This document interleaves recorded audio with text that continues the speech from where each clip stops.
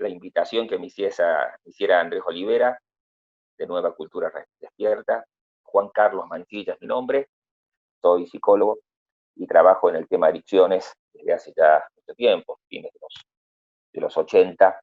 Y bueno, primero felicitar por el trabajo que estás haciendo, Andrés, por la gran llegada que tiene toda la discusión de tu tarea, y que me parece que en el tema preventivo la variable comunicación es una variable esencial. La idea sería hablar algunos minutos sobre el tema del consumo de drogas en el marco de la pandemia que se está viviendo. En primer lugar, lo he dicho en otras oportunidades, en distintas comunicaciones o videos que tuve la oportunidad de grabar, creo que lo que hay para afirmar de manera central es que si nosotros vamos a hablar acerca de ciertos principios de salud mental, nunca nos podemos olvidar de aquel que tiene que ver con la socialización, aquel que tiene que ver con la posibilidad que le damos a la gente, el ánimo que le damos a las personas, el impulso que tratamos de promover, de que entre los seres humanos nos vinculemos, nos relacionemos, salgamos de nuestras casas, tomemos contactos con otros, socialicemos, porque en la socialización se da gran parte del crecimiento individual.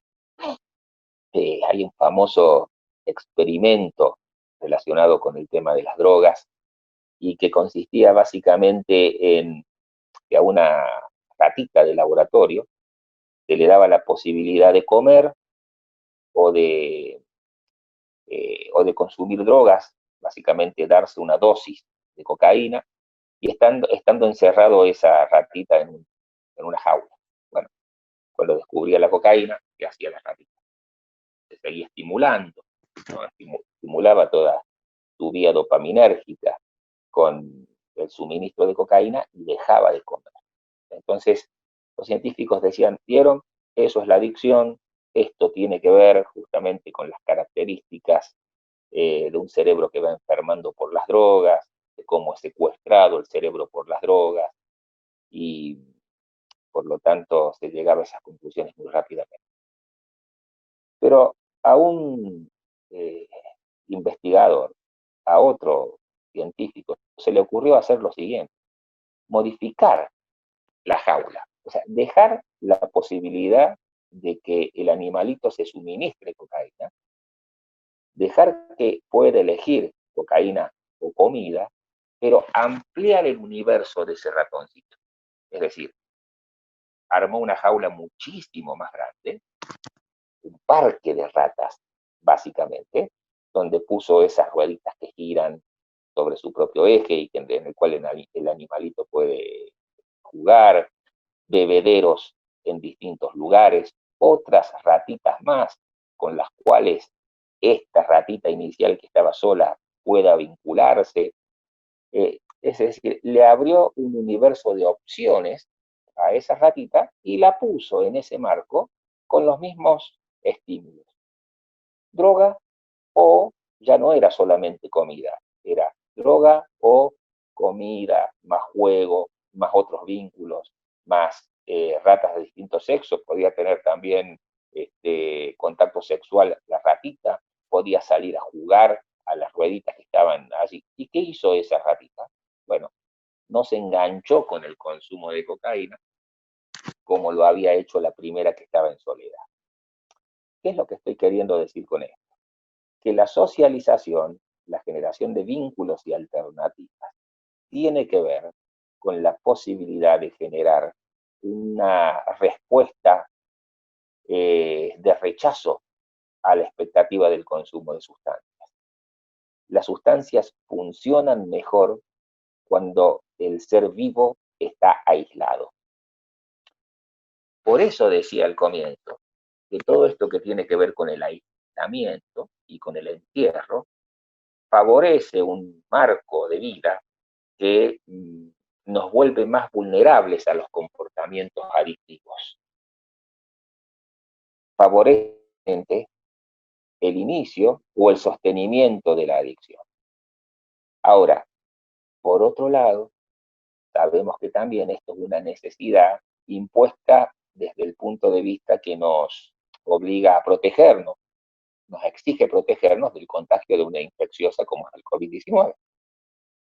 Entonces, la salud mental se encuentra hoy en un brete, se encuentra hoy en un aprieto entre la espada y la pared. Tiene que cumplir con una regla que ha sido establecida como una recomendación en base a nuestra sobrevivencia. Si nos quedamos en casa el más tiempo posible, vamos a cuidar mejor nuestra salud, pero a la vez nos exponemos a cierto tipo de situación y de contexto donde el consumo de drogas aparece quizá más fácilmente y enganche más rápidamente. ¿Qué problema? ¿Qué problema sobre todo para los que trabajamos en el tema consumo de drogas? ¿Cómo hacer para que las situaciones vinculadas ahora al encierro pueda encontrar alternativas saludables? A nadie le gusta compararse con una ratita, pero aquí es como si el experimento fuese al revés. Veníamos todos viviendo en una variedad de alternativas en nuestras relaciones personales y de repente fuimos encerrados en un lugar. Y en este lugar, en nuestras casas, ¿qué es lo que estamos viendo que ocurre? Bueno, algunas de las investigaciones que ya están surgiendo, eh, porque se han aplicado estos instrumentos en este último tiempo, empiezan a demostrar, por ejemplo, que el consumo de alcohol, el abuso de tabaco, el consumo de psicofármacos y, por qué no, también el acceso a drogas ilegales, eh, ha cobrado algún recurso. Sobre todo, el tema del alcohol está generando graves preocupaciones. ¿Por qué? Porque es un tipo de sustancia que se lleva bien con el contexto de encierro y también es un indicador de que algo anda mal si bebemos en soledad. O sea, se conjugan estas dos variables. Entonces, si vamos a trabajar en prevención, en comunicación y en promoción de la salud, tenemos que generar más alarmas vinculados a los posibles abusos de alcohol que se den en situación de pandemia. No tanto la pandemia en sí misma, sino en situación de cuarentena, de encierro. Otro tipo de conducta que empieza a despertar la atención es la vinculada al juego patológico. ¿Por qué? Y por esto, porque estamos todo el día conectados a una pantalla, hablando por un microfonito. Es decir, estamos en redes, en este tipo de redes a los que se puede acceder a lo que se quiera. Podemos acceder a la Biblia o a la pornografía. Podemos acceder al diario del día, a una cadena de televisión, a Nueva Cultura Despierta, o también podemos acceder a una sala de juego de póker, donde se juega por plata y donde en alguna manera se va instalando o se puede profundizar un tipo de conducta en la cual la persona adhiera de nuevo esto de volver a repetir y volver a repetir porque le dio gratificación. Por ejemplo, ganar. Sabemos que uno de los ganchos más fuertes que tiene la ludopatía es hacer que al comienzo el jugador gane para que después pierda la plata que ganó y más. ¿Mm? Una de las características que tiene el juego por internet es que el premio es inmediato. No es como la lotería, que a lo mejor jugaba mi padre y compraba un billete que una vez a la semana se jugaba y había que esperar que el bolillero corra y después esperar ir a cobrar si se ganaba. Nunca ganó nada mi viejo, pero era algo que no tenía que ver con lo inmediato. Internet y el premio que da es inmediato. Nadie es adicto al billete de lotería del gordo de Navidad. ¿Cómo vas a ser adicto a eso? Tendrías que estar un año esperando jugar de nuevo, pero sí puede ser adicto o generar compulsión por un juego que está ahí al alcance y que tiene la respuesta gratificante de manera inmediata. Y en ese sentido se lleva de manera parecida, se lleva bien con el alcohol. Es decir, sustancias accesibles, conductas accesibles, gratificaciones inmediatas, efectos inmediatos.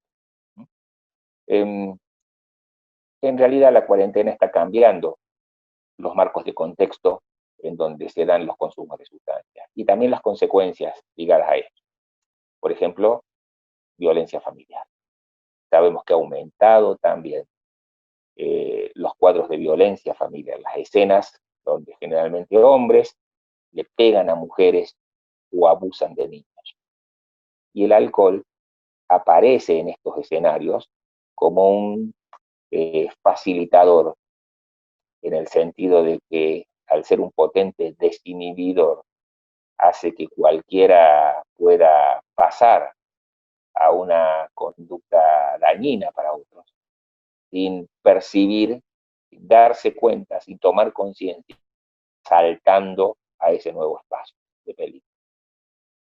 Y eso también está ocurriendo, eso también está ocurriendo. Los gobiernos tienen mucho para hacer en este marco, ¿no? Generar seguimiento de personas que tienen este tipo de problemas a través de contacto telefónico, buscarlos a través eh, de llamadas, es decir, tomar contacto con ellos, orientar a las familias. También tiene mucho que hacer los medios de comunicación, en el sentido de sensibilizar a aquellos que están sufriendo el problema que encarna otro, la mujer golpeada, la familia que puede sospechar que hay abuso de algún niño, o los familiares de alguien que está teniendo problemas con drogas.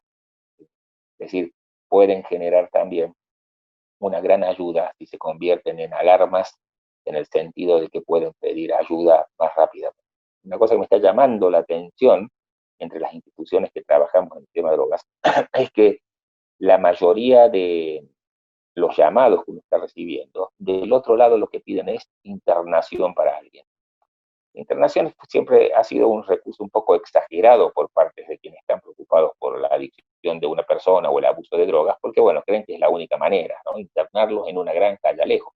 Sabemos que eso ya no es así, que hay varias alternativas antes de que eso pueda darse. Obviamente, si se tiene que dar, tiene que abrirse esa opción. Pero lo importante es generar conciencia en los demás. O sea, dirigir la prevención y la puesta en la toma de conciencia, no solamente a los consumidores, sino a aquellos que tienen la capacidad de pedir ayuda por ello. No olvidemos que un consumidor pocas veces pide ayuda él solo, y cuando está ya muy mal, generalmente necesita que otro pida ayuda por él. Entonces, tenemos que trabajar para que el pedido de ayuda venga de gente que sepa reaccionar a tiempo, que no deje pasar el agua debajo del puente, que pueda justamente pedir la ayuda en el momento adecuado sin que todavía el daño esté instalado. Todo esto también es trabajo en prevención en esta época. Bien, hasta aquí un poco lo que quería comentar. Espero que haya sido útil, que sirva para la reflexión y agradecido a esta invitación que se me ha hecho y toda la fuerza para Nueva Cultura Despierta. Muchas gracias.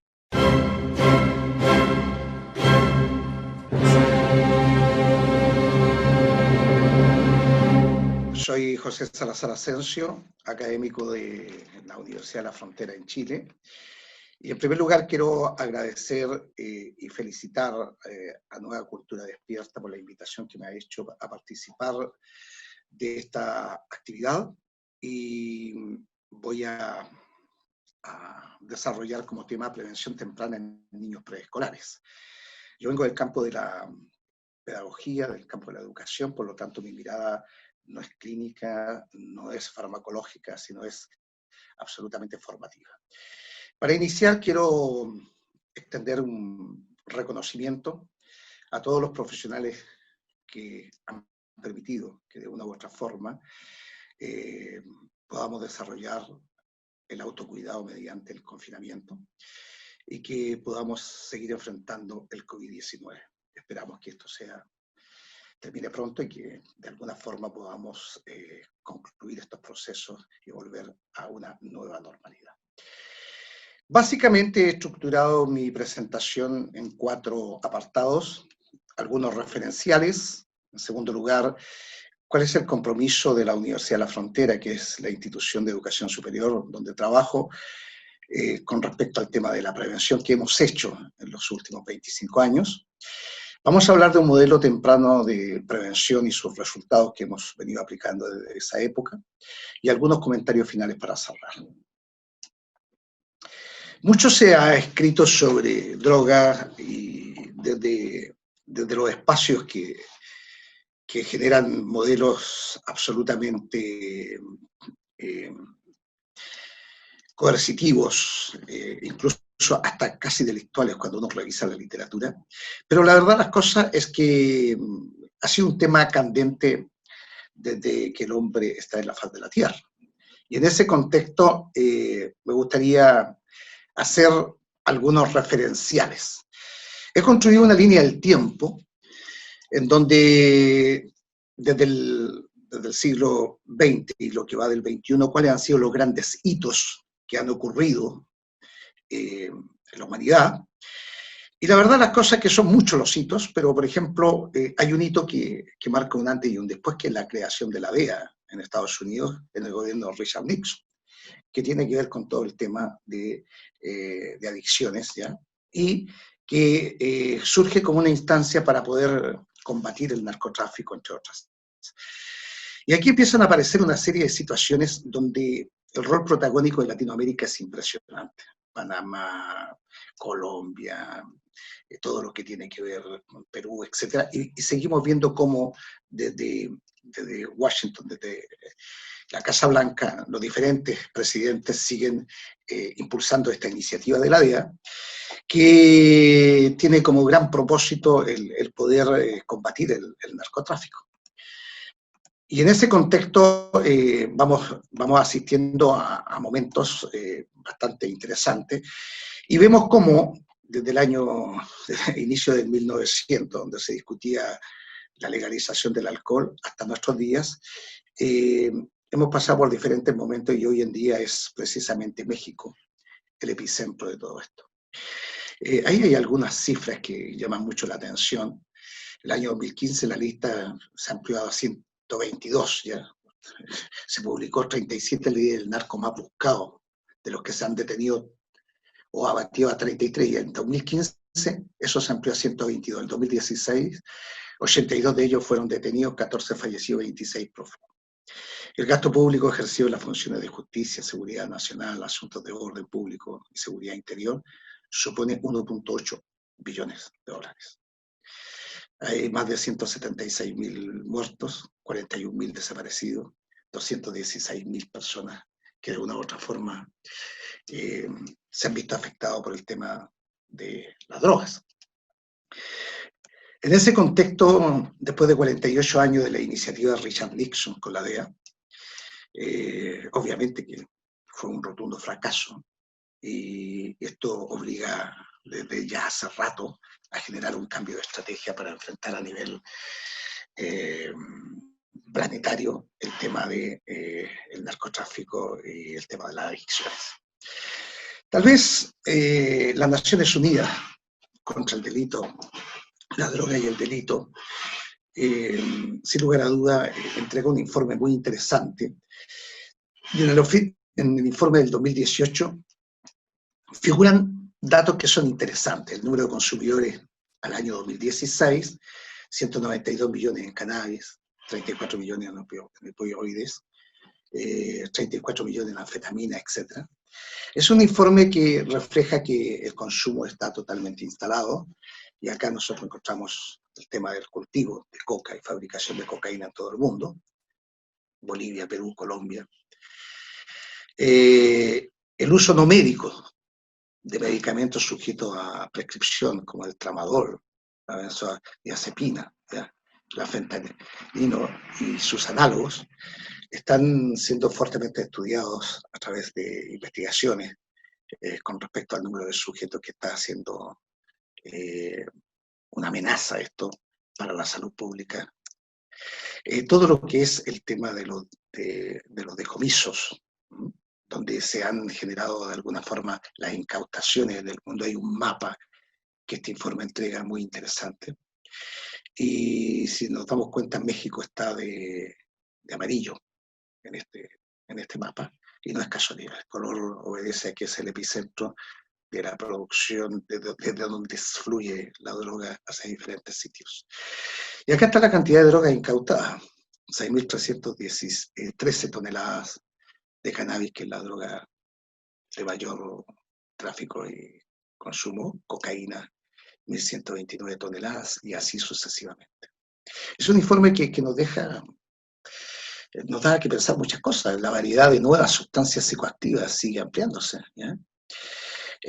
Pasamos el 2012 de 269 nuevas sustancias psicoactivas, al 2016 a 479. Estas son las famosas drogas de diseño. Y acá está un poco el tema que es una base que se maneja en muchos modelos de prevención, que es a lo que yo me dedico, que es un poco el tema de los factores protectores y los factores de riesgo. Ahí hay una ponderación con respecto a buena salud física y social y mental, donde hablamos de implicación y supervisión de los cuidadores, salud y desarrollo neurológico, seguridad física e inclusión social, etc. Y todo lo que son los factores de riesgo que están asociados a trauma y adversidades de la infancia, abuso, desatención, problemas de salud mental, pobreza, consumo de sustancias por los compañeros y disponibilidad de la droga y otros tantos, que hace que se genere una línea que va desde una buena salud física y social y mental en ausencia del consumo de droga, hasta trastorno por el consumo de sustancias, pasando por los puntos intermedios, que es iniciación del consumo de sustancias o consumo perjudicial de las mismas. Acá hay otra cosa, que el telescoping que llaman: más hombres que mujeres se inician en el consumo de droga, pero una vez que se han iniciado, la progresión hacia los trastornos por consumo de droga es más rápida en las mujeres. La causa y consecuencia de los trastornos por consumo de droga en las mujeres: el VIH, hepatitis C, encarcelación, trastornos por estrés, estigma y discriminación. Creo que es uno de los informes que nos hace siempre un buen diagnóstico de cómo está la realidad a nivel planetario. Aquí el informe también refleja que hay casi 11 millones de personas que se inyectan droga, de las cuales 1,3 millones de personas que se inyectan droga viven con el VIH, 5,5 millones de personas viven con hepatitis C, 1 millón de personas viven con hepatitis C y VIH. Estas son investigaciones duras que han podido recopilarse en este informe. Y lo otro aquí, una cosa que nos puede llamar la atención: la proporción de mujeres encarceladas por delitos de droga es mayor que la de los hombres. Hay 714.000 reclusas, del cual el 35% está por delito de droga. En cambio, hay 9,6 millones de reclusos varones y solo el 19% está por delito de droga. Y ahí sí vamos derribando algunos mitos con respecto a esto. Pero tal vez lo que llama más la atención, no he encontrado, pero se mantiene la proporcionalidad. En el año 2010 se hizo un estudio con respecto al costo de, por ejemplo, la cocaína. El kilo de cocaína en Colombia, en Panamá, en México, cuando entra a Estados Unidos, y cuánto cuesta ese kilo en menudencia en Estados Unidos. Pasamos de $1.600 a $97.000. Es un negocio terriblemente lucrativo. Entonces, este es el contexto con el cual yo quiero partir y agregar un par de cosas más. Pienso que hay que desmitificar el tema del consumo de drogas. Una sociedad sin droga no puede existir, ¿no? Una cosa es el consumo de drogas. Nadie se le podría pensar en un enfermo terminal que no tenga que recurrir a una droga para reducir el dolor, por ejemplo. El tema es el consumo indebido de droga. Ese es el punto en el cual hay que centrar la mirada. La medicina no podría hacer las maravillas que hace hoy en día, no solamente a través de la tecnología, sino que a través de los fármacos, y muchos de ellos obviamente son drogas. Por lo tanto, el tema no es el consumo de drogas. Si la persona requiere está en fase terminal requiere una mínima calidad de vida para los días de vida que le quedan, ¿no? Sino que el tema es el consumo indebido de drogas de aquellos que no se precisan desde un punto de vista clínico, para una depresión o para lo que sea, sino que se adopta voluntariamente el consumo de aquello. Y bueno, y aquí vienen dos grandes cosas que también son bastante interesantes abordar, que es el tema de las drogas lícitas e ilícitas. Sabemos que el alcohol y el tabaco universalmente son drogas lícitas y el resto está en la categoría ilícita en la práctica mayoría de los países. Por lo tanto, los países tienen que entrar a generar políticas y que las estructuran sobre tres grandes elementos. Por un lado, el control de la oferta y eliminación del tráfico ilícito, el tratamiento y rehabilitación. El primero está a mano de la policía, el segundo está a mano de todos los profesionales de la salud mental, y el tercero, que es la prevención del consumo indebido, en donde es ahí donde entramos los educadores y tratamos de levantar propuestas para evitar el consumo o hacer un consumo moderado. Entonces, el tema es que si revisamos la historicidad de cómo se ha abordado esto, la prevención de drogas ha estado centrada preferentemente en púberes y adolescentes. Es ahí donde se levantan las campañas de prevención y de alguna forma esto ha sido tomado por los ministerios de educación y lo han puesto en los programas de asignaturas, ya sea en la transversalidad curricular últimamente o en asignaturas específicas en algún momento histórico. Los actuales esfuerzos, una radiografía del presente, básicamente está por la tendencia de que cada institución educacional defina políticas de prevención, transitar de campaña a los programas integrales, hacer una reingeniería de las instituciones educativas y reconocer permanentemente que el primer agente preventivo es la familia. La literatura cuando entramos a hablar sobre factores protectores nos señala que hay 4 grandes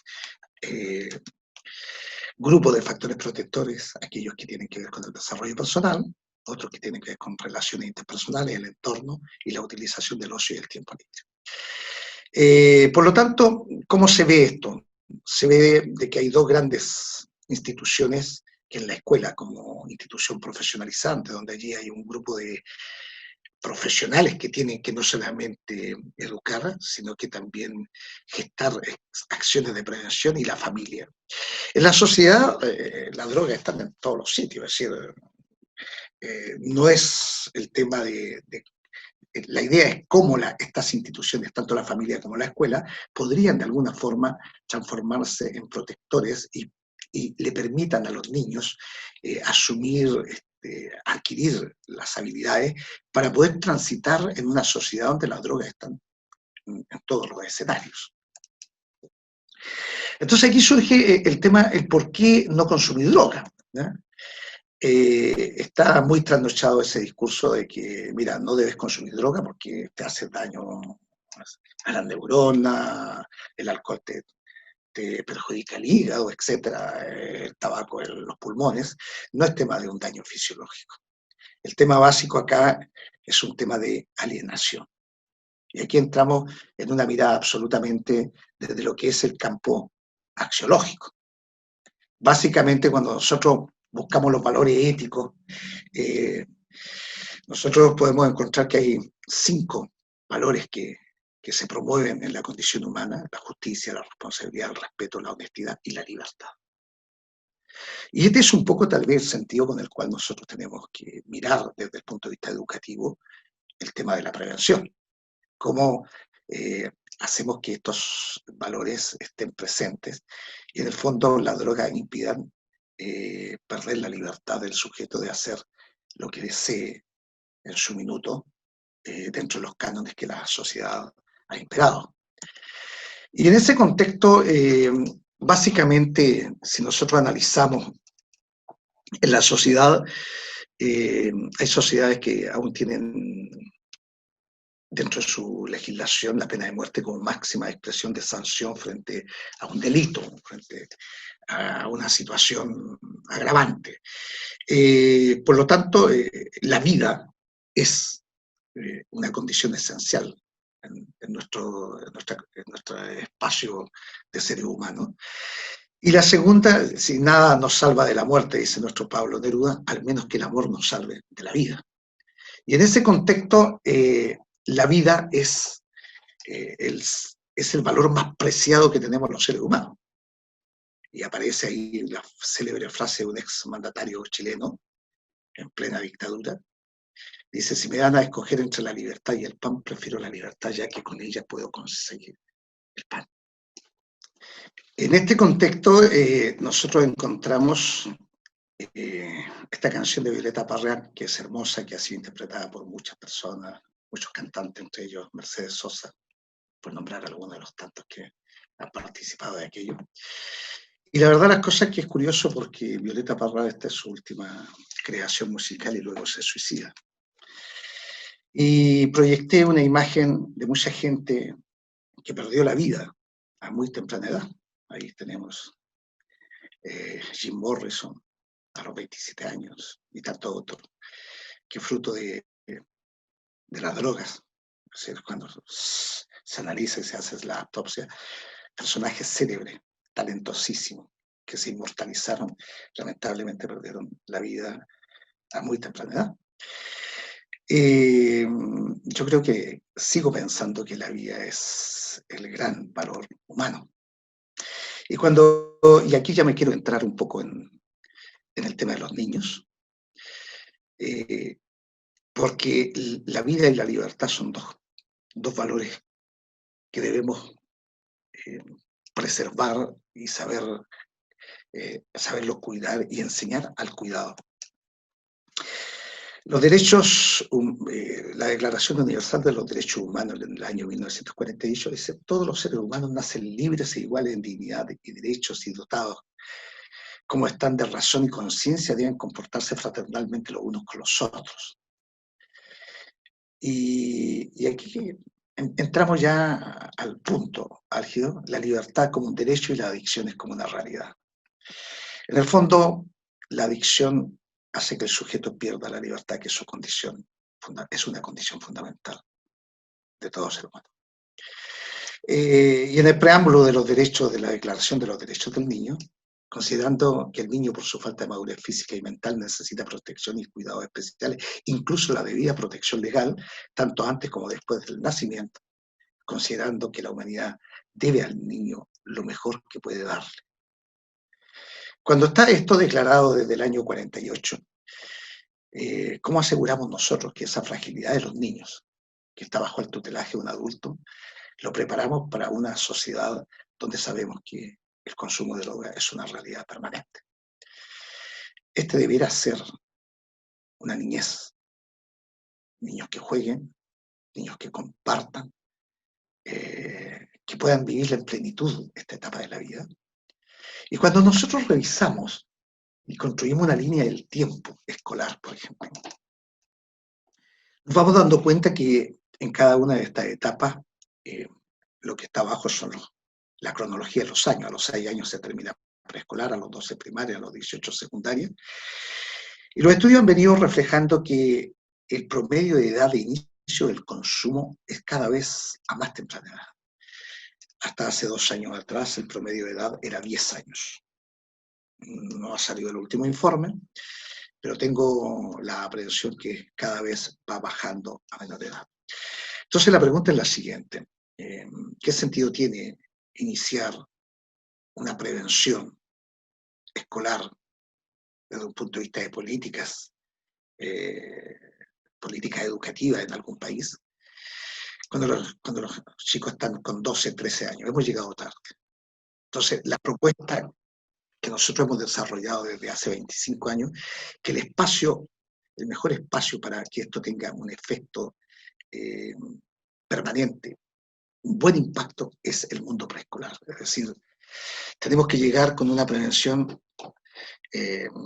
a los 6, 7 años como muy tarde, para poder entregarle herramientas al chico y que pueda transitar luego ya en un espacio donde hay consumo de grupo de pares.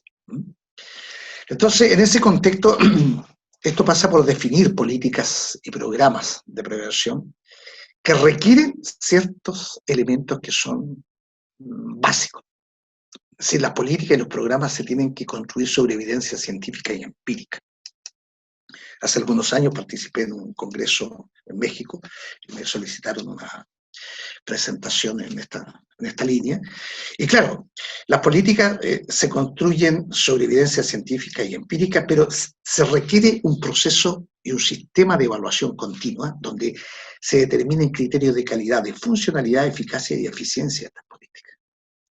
Porque si no, caemos en la tentación de ser respondientes y no generar políticas que efectivamente vengan a cumplir los propósitos que tengan largo aliento, ¿ya? Y que puedan permear en modificar las cosas. Dicho esto, entonces quiero contar rápidamente qué es lo que hemos hecho desde la Universidad de la Frontera en materia de prevención. Nosotros hace 20 años tenemos un electivo sobre prevención en drogodependencia. Hemos llevado un total de 5 proyectos de investigación, de los cuales 4 de ellos tienen que ver con el mundo infantil, donde hemos capacitado educadoras de párvulo, padres y madres, y luego educadoras y padres y madres, y hemos hecho un estudio longitudinal, y actualmente tenemos una investigación en conjunto con la Universidad Veracruzana de México, que es el último proyecto que estábamos llevando a cabo. Hemos participado en muchos congresos científicos y hemos dado muchos cursos de capacitación. Aquí está un poco el mapa por el cual hemos estado participando en diferentes países, y es ahí donde he tenido la suerte, el agrado de conocer a Juan Carlos Mancilla en Córdoba, Buenos Aires, y a Roberto Moro en Santa Rosa, que van a estar también en este ciclo de presentaciones, dentro de todas las personas que me ha tocado transitar con el equipo de trabajo con el cual hemos elaborado esto. Y aquí hay algunas de las tantas, ahí están, cuando en Córdoba, Argentina, el año 2001 empecé a viajar allí, en la Asociación de Programa Cambio, en el tercer Congreso de Prevención y Asistencialidad, y aquí hay algunos de los tantos presentaciones que hemos realizado en diferentes sitios, que son los países que acabo de presentar. Y la verdad las cosas que hemos compartido este modelo, que lo vamos a hacer, lo voy a presentar enseguida, un modelo de prevención en niños, porque estamos totalmente convencidos de que las fichas hay que ponerlas en la prevención temprana, ¿ya? Ahí hay una actividad en Buenos Aires, y bueno, y seguimos acá con una serie de elementos. Entonces vamos a entrar, este es el material que nosotros hemos elaborado y que fue de alguna forma tomado en consideración en la gestión de Roberto Moro en La Pampa, para levantar acciones educativas que consistían en manuales de trabajo, ¿ya? Básicamente los niños no saben leer ni escribir, por lo tanto lo que hay que hacer es a través de actividades lúdicas, de desarrollar un conjunto de habilidades, y ahí este es otro proyecto donde tenemos un manual para padres y un manual para educadoras. Y la verdad las cosas que fue un trabajo muy bonito, nos llevó mucho tiempo validar los juegos, evaluar cada una de las acciones. Y este es el modelo que quiero compartir con ustedes. El modelo tiene ámbitos y tiene niveles. En los ámbitos está la investigación, la intervención y la formación. Lo hemos venido perfeccionando desde que lo creamos en el año 1996. No podemos hacer una prevención en un espacio si no hemos hecho un diagnóstico preliminar, y a ese ámbito le hemos llamado investigación. Formulado el diagnóstico, se levanta una propuesta de intervención en donde debieran estar allí los niveles de prevención, que son los que se van a formular en la lámina siguiente. Y por último, en paralelo, tiene que estar comprometido un conjunto de actores adicionales en donde tenemos que formar. Por ejemplo, si nosotros estamos trabajando en un jardín infantil, hacemos un diagnóstico de los niños, que no es fácil, porque hay que hacerlo a través de láminas, ellos no leen ni escriben. Con los resultados levantamos una propuesta de intervención, pero a su vez, en la formación lo que hacemos es preparar un programa para capacitar a los papás que nos ayuden en casa y capacitar a las educadoras para que sigan un trabajo de prevención en el jardín infantil. Con respecto a los niveles, básicamente este programa tiene 3 niveles. el nivel de información. ¿Qué sabe el sujeto sobre la prevención, sobre drogas en general? ¿No? Estamos todos ciertos de que es insuficiente, porque este es un modelo que podríamos prevenir embarazos no deseados, embarazos juveniles no deseados, todo lo que es violencia intrafamiliar, cualquier situación de prevención cabría dentro de este modelo. Es difícil pensar hoy en día que una chica o un chico de 14, 15 años no sepa cómo prevenir un embarazo. Si no es por un tema de información.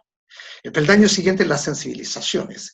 Es este insight que se llama, en el campo de la psicología, este encender de luces, en donde cuando nos dispone a algo, vamos por la carretera y vemos un accidente automovilístico, inmediatamente retiramos el pie del acelerador, pero al cabo de unos minutos eso, aquello se olvida y volvemos nuevamente a la velocidad a la que íbamos, muchas veces arriesgando nuestras vidas, excediendo lo que está permitido legalmente. Y el último es la actitud, que se divide en la opinión que digo yo, qué opino sobre los temas, y el compromiso, como yo me transformo de objeto de prevención en agente preventivo. Es decir, que sé en información, que siento en sensibilización, en opinión, qué digo y en compromiso que soy capaz de hacer. Los programas que se han evaluado en materia de prevención que han sido exitosos son aquellos que han tenido muy buenos resultados y que han apuntado hacia un cambio actitudinal. Pero para llegar a la actitud tenemos que pasar por los peldaños de información y sensibilización. Pero fundamentalmente una actitud que esté basada en el compromiso. En ese contexto aquí está un poco el resumen de los trabajos que nosotros hicimos en preescolares. Trabajamos con más de 1000 niños, más de 600 padres y más de 50 educadoras. Y de alguna forma tuvimos la posibilidad de generar Este es la distribución porcentual, una vez que concluyó esto, al inicio y a la finalización de pre-post-test en educadoras, y pasamos en información de un 46% a un 65%, en sensibilidad de un 28% a un 52%. Fíjense que hay un delta de 18% de ganancia en información, 24% en sensibilidad, 9% en opinión y 26% en compromiso. Se evaluaron las actividades lúdicas. La práctica totalidad de las actividades lúdicas estuvieron sobre el 77% de logro, de lo que, para lo cual fueron diseñadas. Ahí los criterios fueron participación grupal, participación individual, motivación y otros. Acá estamos en esto que es la distribución porcentual de los niños. Fíjense cómo el porcentaje de movilidad que tiene el más alto porcentaje es precisamente todo lo que tiene que ver con compromiso. Es decir, la actitud, 20% con sobre un 19% de opinión, un 9% de sensibilidad y un 18% que el delta dio positivo en información. Aquí nosotros tenemos un cuadro comparativo que permite comparar un proyecto donde solamente trabajamos con educadoras, y al lado aparece la gráfica de educadoras y padres. Es decir, siempre va a dar mejores resultados aquellos proyectos en que están comprometida más gente. En este caso, cuando comprometemos a dos actores, como son la educadora y los padres, van a dar mejores resultados con respecto a la respuesta deseable correspondiente a los niveles de información, sensibilidad y actitud, en este caso de los niños, que si trabajásemos solamente con educadoras o con padres. La misma situación está acá. Estas son las respuestas deseables de la educadora. Fíjense, el compromiso llega al 90% en comparación con el otro, que apenas pasa el 60%. Y si ustedes se dan cuenta aquí en el pre y post-test, nos estamos dando ahí, tenemos una variación que efectivamente los programas, las propuestas de intervención han sido efectivas. Han estado sobre el 70% en cada uno de los niveles, y en el caso de opinión y compromiso, bordeando el 90%. La misma situación de los padres. Recordemos que la familia es el primer agente preventivo, por lo tanto es importantísimo tener a los padres formados como monitores en prevención. Y acá tenemos nuevamente la comparación entre educadoras, la capacitación o un proyecto solamente centrado en o educadoras y padres, y acá tenemos los resultados. Aquí algunas pequeñas conclusiones de estas investigaciones que hicimos: los niños urbanos tienen un mayor reconocimiento de lo perjudicial de las drogas. Es importante considerar la cultura en la cual están insertos y la normalización que puede existir respecto al consumo de alcohol. Es posible observar mayor compromiso de autocuidado en niños urbanos que rurales. El compromiso de los niños urbanos están más orientados a la huida o al miedo, mientras que los niños rurales son más confiados. Esto puede deberse al ambiente en el cual habitan, la cosmovisión de los niños gravitantes a la hora de indagar sobre la percepción que estos tienen ante la problemática del consumo indebido de drogas. Algunos comentarios ya para finalizar. Hay que insistir en algunas cosas que siguen inconclusas. Generar una nueva cultura de evaluación de programas de prevención. Se cree que porque hay financiamiento y porque es masivo, ese programa es bueno. Los programas tienen que ser, con las antiguas sastrerías, tienen que ser trajes a la medida para el grupo en el cual queremos intervenir. Por lo tanto, un programa exitoso en una zona no necesariamente va a dar el mismo éxito en otra. Hay muchas variables que son culturales, que son asociadas a las características de los sujetos, que no existe el programa que garantice que tenga impacto universal. Es fundamental hoy en día, más que nunca, las redes interinstitucionales. Hoy día lo que se está haciendo a través de, por ejemplo, de estas presentaciones que ha organizado todo lo que es la nueva cultura despierta, es interesantísima porque permite de alguna forma el converger, no solamente en eso, sino también en redes de profesionales que estamos preocupados y nos estamos dedicando a ello. Hay que consolidar líneas de investigación que están orientadas fundamentalmente al mundo del trabajo, es decir, cómo nosotros hacemos prevención en el mundo laboral. Esto en Europa ya está zanjado a través de que pueden desgravar impuestos para hacer prevención sistemática en el mundo laboral. Las pérdidas son millonarias, pero no solamente por un tema económico, sino también la pérdida humana. Y nuevamente emerge el tema de la prevención escolar, pero fundamentalmente en preescolares. Otra cosa es un tema se necesitan hacer estudios sobre ruralidad y urbanidad. No es lo mismo la cosmovisión de un niño urbano que rural. El tema de lo que son la interculturalidad, hoy día donde estamos en una aldea global, no es solamente el tema de chicos del mundo de pueblos aborígenes o no aborígenes. Es decir, se necesita hacer más investigaciones con respecto a esta línea. Y por último, ya se ha instalado el tema de la virtualización, programas virtuales que permitan un fácil acceso para las personas que tienen la responsabilidad de dirigir procesos. Hay que ver y pasar revista a esta salud pública que tenemos versus la dimensión axiológica. Hay que poner en un equilibrio lo que es el tema del rigor científico versus el sentido común. En muchas de las materias se ha operado desde el sentido común, no solamente en materia de prevención. ¿Cómo pasamos de la reactividad a la proactividad? ¿Cómo la extemporaneidad versus la precisión? Son cosas que hay que tener en consideración. La coherencia de algo con el relativismo. Es decir, ¿dónde está el punto intermedio? Es decir, ¿cómo podemos? Una evaluación de procesos, de resultados o de impacto. La responsabilidad política versus el populismo. Populismo entendido de que el discurso llegue a toda la gente y que a la gente le agrade escuchar aquello. Bueno, y ya para ir cerrando, algunos comentarios finales, una invitación a todos los docentes.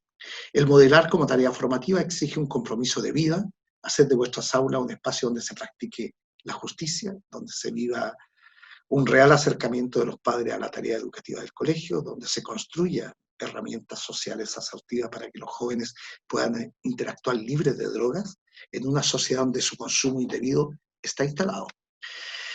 Hacer del hogar un templo de la comunicación y el afecto, este es un mensaje para los padres, donde se respire a diario el respeto a los sentimientos de tus hijos, donde se escuche permanentemente sus preocupaciones, donde se vea en la cotidianidad la práctica y fortalecimiento de valores, donde se deguste la comprensión y donde se palpe y perciba el corregir sobre la base de un amor incondicional. a los jóvenes. El mundo les pertenece, no permitan que un mal modelo, la imitación, la curiosidad o el querer ser aceptado por tus pares te hagan perder la libertad de elegir qué hacer en cada minuto de tu vida. Y cierro de la misma forma con la que abrí, con esta pandemia que nos tiene a todos confinados. Los niños no pueden ni deben esperar alimentarse del tiempo que nos sobra a los adultos. Se merecen los más altos esfuerzos para formarse en hombres y mujeres de bien. Y como debemos ser muy optimistas, ya llegará el momento del reencuentro cuando termine esta pandemia y vamos a poder abrazar a todos los seres queridos que durante este tiempo no lo hemos podido hacer. Hemos tenido que pasar cumpleaños, despedir a más de alguien a distancia porque el coronavirus se ha encargado de llevarse. No hemos podido festejar un cumpleaños, no hemos podido abrazar a quienes queremos, pero tengo la absoluta convicción que el coronavirus lo vamos a superar. Y así como vamos a superar el coronavirus, tenemos que tener la energía suficiente para enfrentar los desafíos que nos genera la presencia de las drogas en nuestra sociedad. Muchas gracias.